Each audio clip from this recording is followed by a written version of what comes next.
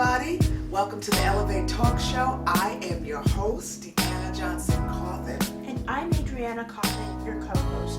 And we're the mother-daughter talk show that's here to elevate your family. If you haven't done so already, please take a second to like this video and to subscribe so that you don't miss any of our upcoming episodes. Yes, and we are in season 4 of the Elevate Talk Show, and we have some new exciting aspects to season 4, including live streams. So make sure to look for us on your YouTube feed. What do we have planned for this week's show, Age? Yes, so in our Around the Town segment, we're taking you to the DeKalb-Peachtree Airport right here in Metro Atlanta. Mm-hmm. In our conversation segment, my mom sits down with Betty and Elisabeth Clark, who share candidly about how Elizabeth's autism diagnosis affected her mental health and their family. Mm-hmm. In our new fashion hack segment, I'm going to show you how to change the neckline on a shirt. It's a really quick fashion hack. And in our meal of the week segment, I'll show you how to make cinnamon blondies. Yes. Lots going on, lots of good stuff. So you absolutely want to stay tuned. We need to take a little break, but don't go away. We will be back.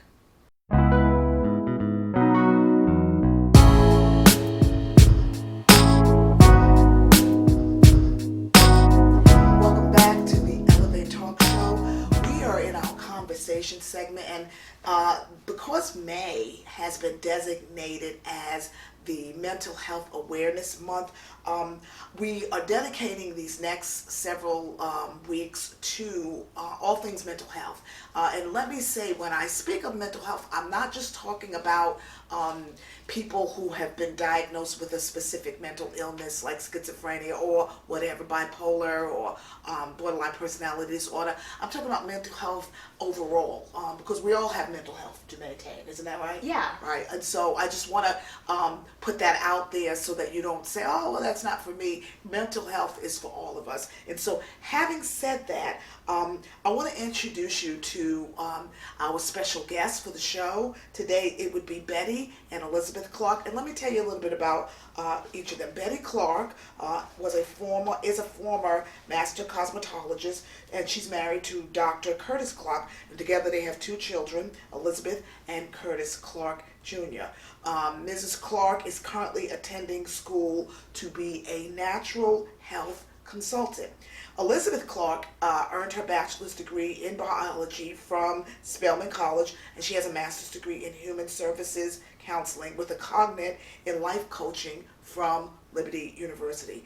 Elizabeth and her mother have started a Christian autism awareness and support group to help people realize that autism is not a curse or a sickness, but God's way of adding different color flowers to his bouquet. So please turn your attention to our interview with Betty and Elisabeth Clark.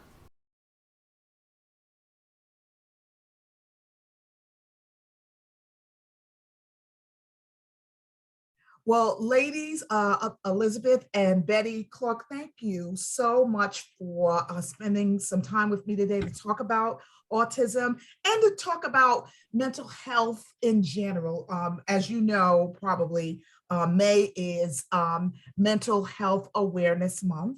This is an issue near and dear to my heart. I do have a daughter who has a mental health issue, has a mental illness. And so this is something that we are, we've been researching and learning more about over these past 4 years. So this is a subject very, very close to my heart. And so I appreciate you guys sharing in this discussion with me. I have a lot that I want to talk to you about, so I'm going to jump right into the interview. My first question would be this, and this is for both of y'all. Betty, you can share first, and then Elisabeth, you can follow up. First, can you tell my audience just a little bit, give us a little bit of background about your family, and then about the autism spectrum disorder that Elisabeth was diagnosed with whenever she was diagnosed with that? Yes, our family, we have a very close-knit family, and we all work together. But when Elisabeth was born, I realized that she was very, very perceptive in everything, but she couldn't walk or crawl. And Wow. so that's how we realized. And Wow. then we didn't know that she had autism No. until she turned 22. Oh And she was my. in her third year at Spelman College. Oh my goodness. So you didn't discover that until much later. No, but because God led me to work with her, Yes. I was able to, when she was biting her nails, and then I said, I need to keep her more relaxed. So with Yes. both my children, Yes. always I had hymns and songs and spiritual songs Yes. at night before they would go to sleep. Right. That the Spirit of God ministered to them. And, Right. But she was just everything I had to tell her was always in the multiple of tens. It was just Really? like I had to say everything that I said 10 times because Really? I tell her to look at me. And I Yeah. didn't realize that her eye contact, she just Right. wouldn't look at me. So my words to her was, look at me. And Really? so, Wow. yes. But and so you were doing just in working with your daughter, even though you didn't know specifically until she was much older that she had autism, you just began to you knew that you had specific things that you had to do to help her to get along. Yes. I got it. Very good. Yes. Now, Elisabeth, interesting to know about you. What were things like for you during those earlier years as your mom was working with you? Well, I mean, I was stubborn. I was a very stubborn child. But I mean, it wasn't so much. I mean, I was definitely the stubborn child but she never let me get away with anything. Yes. Because I was very smart. Right. And pretty calculating too. So she was always about 10 to 20 steps ahead of me because you had to be. So even though I was very smart, but I knew how to try to get around rules and stuff. But when I got around, she was right there. Mom trying to catch me right there. So I could think really fast and really well, even though I was lacking in social skills, social skills. Yes. I mean, my friends in the homeschool group simply just let me do all the talking generally. Yes. And the other ones, we just all talk together. So I never thought anything was wrong with that. And with my mother, she just let me do all the talking. I was always telling her something. I say she taught me a lot, but I taught her a lot because I was always researching, learning, and I spent all my time in the library. I mean, when I was a kid, I got out of the children's section at 8 because I was tired of reading picture books. Yes. I told my mother I did not. So, I mean, it wasn't a red flag to her at all when I told her at 8 years old, I was tired of reading children's books. And I said, I don't want a book with pictures anymore. I'm done. I want books only with words. I love that story. I think it gives us, first of all, I think it dispels myths about autism. Because, I think people might think, oh, somebody that's autistic isn't very smart, but this is actually the opposite. Question. Now, I realize, and I want to make this point, that autism is not a mental illness. And I think I'm going to have you all speak to that. I did a little research before I came to the interview, but sometimes because of the difficulties, because of the challenges, it can present, there can be sometimes anxiety, there can be sometimes depression that can go along with the challenges that autism can create. Can you, first of all, did you struggle with that? And if so, what did you do to overcome that? Elisabeth, I'm going to go with you first. Well, yes, that's actually what led us to an autism diagnosis. Okay. Because when I was in Spelman, I started having panic attacks, and we didn't know what they were. I was also struggling with IBS. Because I kept running to the restroom continuously. Oh, wow. I didn't know what was wrong. I didn't know what was happening. We went to the mall and I suddenly had a panic attack. We called the paramedics. We didn't know what was happening. Right. So we started going to doctor after doctor. And eventually we went to a psychologist. Right. So it's interesting. So I had more and more mental disorders as time went on. So, and then not to mention, there are other members in my family that have other mental disorders as well. Right. So besides anxiety. I do have mild depression, but it's linked to the bipolar. So I have schizoaffective. So whatever my mood is, it determines the schizoaffective part. So I can have mood disorders, and the schizophrenia is affected by the mood disorders and anxiety and other disorders. But thankfully, I tell people I have mental illnesses, but I'm not mentally ill. I love because that. my mental illnesses are under control. Amen. I take my medication, I eat right, I do what I'm supposed to do. So I'm not mentally ill, but I do have mental illnesses. I love that. So yes, I say I love how you frame that. I'm not mentally ill. I think it's very important how we frame that. And I'm learning myself as a mom of a young woman. One of my older daughters, has been diagnosed with borderline personality disorder.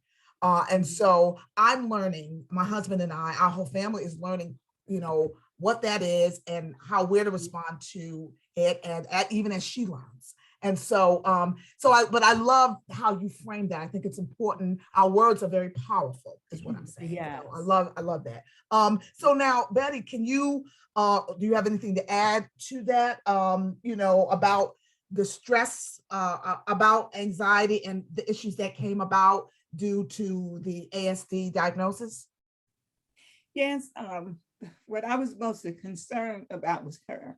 Yes. And every time my husband would drop her off at Spelman, I stayed dressed. I knew eventually I would have to go back. So, but I told her, you will finish Spelman College. If I have to be here every day, you will complete Spelman. I know that's she was there. I know that's right. Things I have to go to disability. If I have to talk with your teacher, you will complete Spelman College. I don't blame you. When she was sick at the mall, well, I said when she had, she said she had panic attack. Right. But I couldn't breathe. That's what she said. Right. Oh, yeah. And then when I called the paramedics, and then they checked her. So we didn't know, but that's when she started having the other issues after that. So when we took her to the psychologist, and she said she had Asperger's syndrome. And I said, fine. This clears a lot of the things that you were dealing with. I was happy about it. I was not sad about it because I could put a label onto what she was absolutely. What should I do next? Exactly. It was always, what should I do next? Wow. You know what? I love that you said that, because for you, it sounds like it was relief to find out what, that, okay, this is what we're dealing with here. And I love your take on things, because some people will, it's so funny how different people respond differently to things like this. Somebody else might have said, oh my God, this is the worst. It's so terrible. But you were like, okay, let's do the next thing. Let's go for it. I love it. It's all about your outlook, right? Yes. You guys are wonderful. Y'all are a delight. Thank you. Please. We're going to take a short break, but we'll be back soon.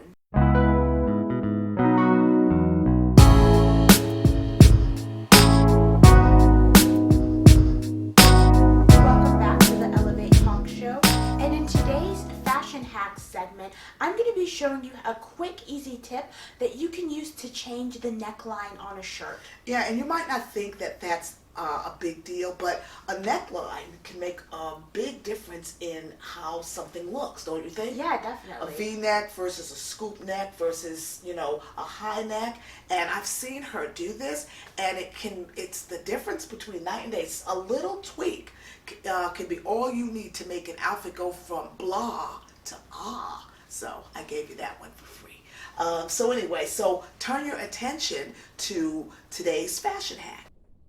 Hello and welcome to our Fashion Hacks and Tips segment. Today I'm going to be showing you how to turn Say hello to your husband and your brother, Elizabeth, and your son. And we'll talk next time. Thank you so much. Sometimes, we You're buy welcome. shirts All right, and bye we now. realize that the neckline Bye-bye. or hairstyler doesn't go with the type of jewelry we wear. So this is a really quick, easy adjustment that'll allow you to get more use out of some of the stuff that you may not be wearing. So you're going to need a few items. You're going to need a thread and a needle, a button, and some scissors, and then some kind of a V-neck top that you're going to adjust. So here's what you're gonna do. So you're gonna take your top and you're gonna go to about the side of the neckline. You're gonna just hold it right here. And you're gonna cut a hole. You want it to be more of an oval than a round. So you're just gonna cut a hole like that. And this hole is gonna be your buttonhole. So what you're gonna do is you're gonna take your thread and needle and poke your needle through right outside the edge of the hole. Bring it through and then loop it around. Just loop it around, wrap it around the edge of the hole. This is called a whip stitch. So you're going to just stitch all the way around the edge of the hole because you don't want there to be any raw edges, because otherwise your buttonhole will fray and get too large and then you won't be able to fit the button in it properly anymore. So I'm just going to stitch all the way around the buttonhole. Alright, so I finished sewing up the raw edge on the buttonhole. So now I'm going to show you how to attach the button. So I'm going to take this button and put it on the other side of the back of the shirt. So it's going to be opposite the buttonhole. And then I'm going to just take a needle and I'm going to sew on this button. So each button has 4 holes. You're going to sew on the top 2 holes first. You're going to use a whip stitch, the same stitch we used before. You're just going to poke the needle through and you're going to pull it through, and then you're just going to sort of wrap it around the middle part of the button. So you're going to pull it through, you're going to poke it through the first hole, pull it up, then poke it through the second hole and pull it through. And once you do that several times, the top part of the button will be nice and secure. And then you can knot it. I'm going to tie a knot right here. I'm just going to poke it through the fabric and then tie a knot. I'm going to do a double knot so that it's nice and secure.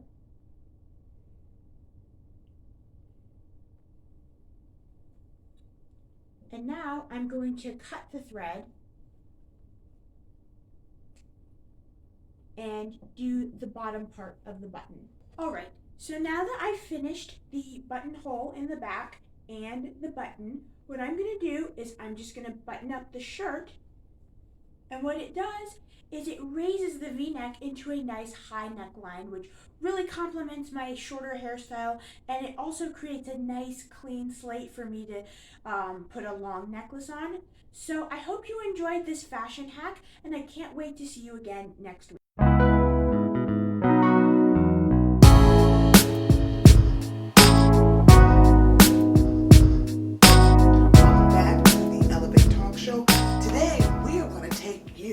Around the town to the DeKalb-Peachtree Airport, right here in Metro Atlanta. An exciting place to be.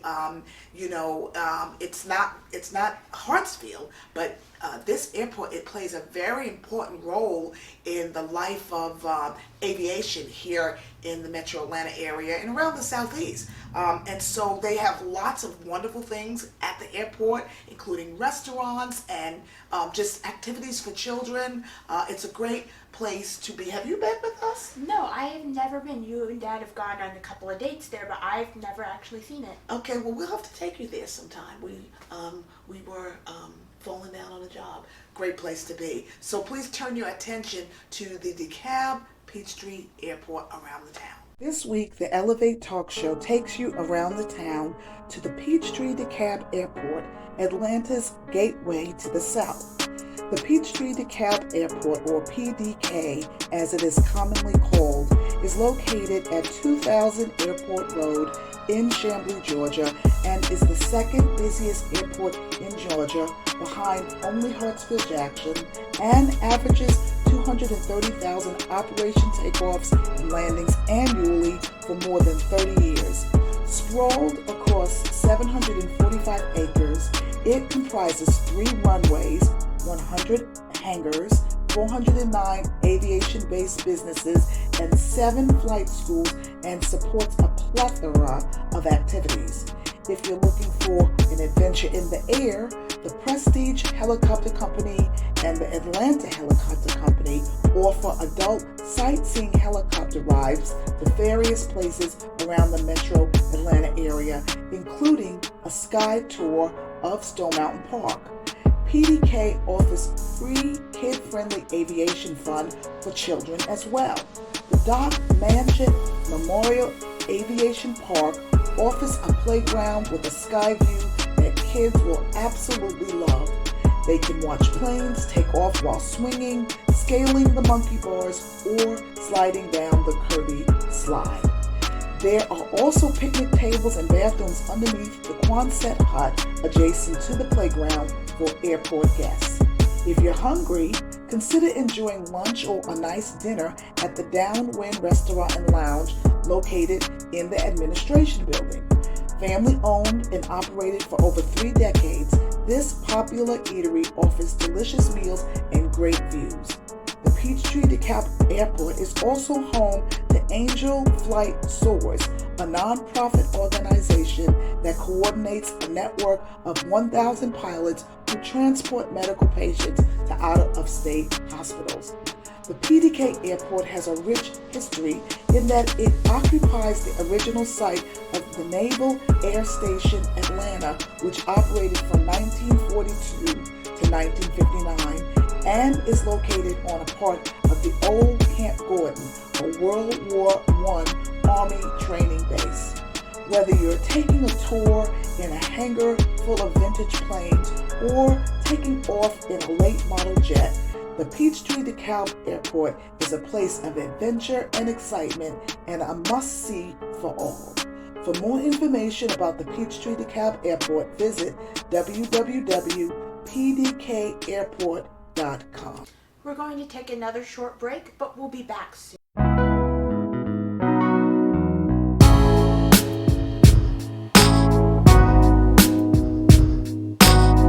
Welcome back to the Elevate Talk Show. And in today's Meal of the Week segment, I'm going to be showing you how to make Cinnamon Blondies, which is a quick, easy dessert. Yes, and extremely delicious. This is the first time we've had them.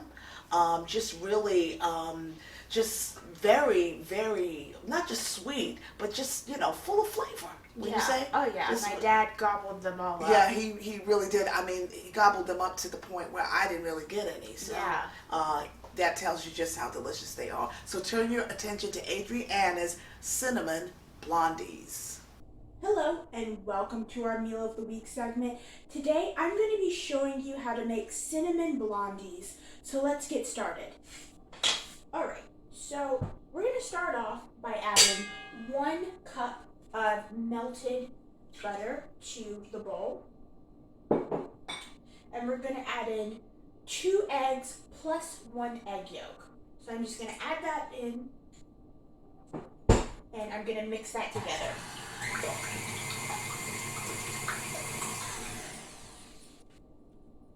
Okay, so now that we've mixed the butter and the eggs, I'm going to add in 2 cups of white granulated sugar.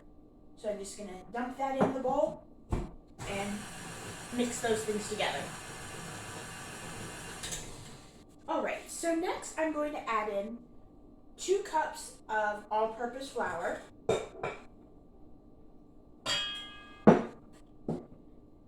half a teaspoon of baking powder,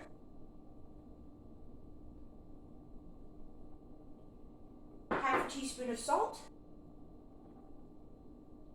and 1 tablespoon of ground cinnamon. So I'm just going to mix the rest of these ingredients together.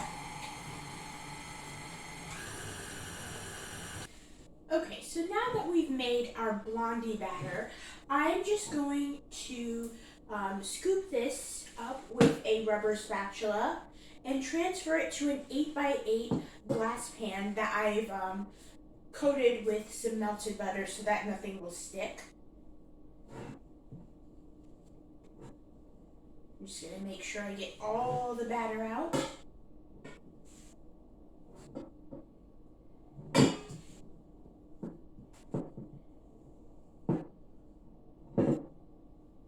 Alright, so now that it's out, I'm just going to spread it around so that it's one nice even layer.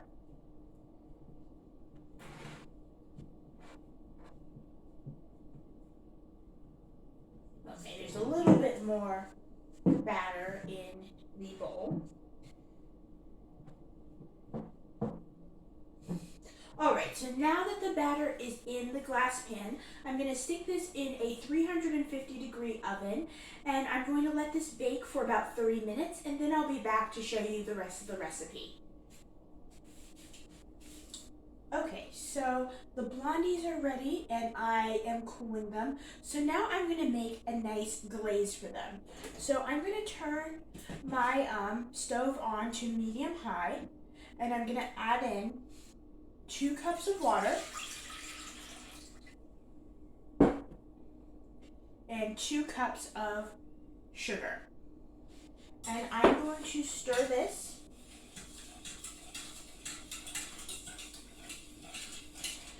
and let it cook until medium-high. Let it cook on medium-high until all of the sugar granules have dissolved and the glaze has thickened. So I'll be back in just a minute. Alright, so the blondies are ready and they look really delicious, and I've made the glaze, and I also took a cup of sugar and mixed it with a tablespoon of cinnamon just to make a cinnamon sugar topping. So now we're just going to do the final steps. So I'm going to take some of our glaze and I'm just going to drizzle it over the blondies. I'm just going to pour a little on there and just drizzle it around. And now I'm going to sprinkle some of our cinnamon sugar on top of it.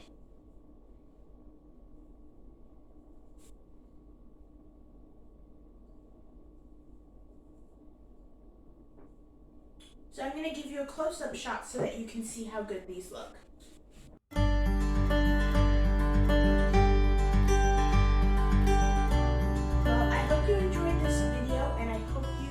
Watch our segment again next week.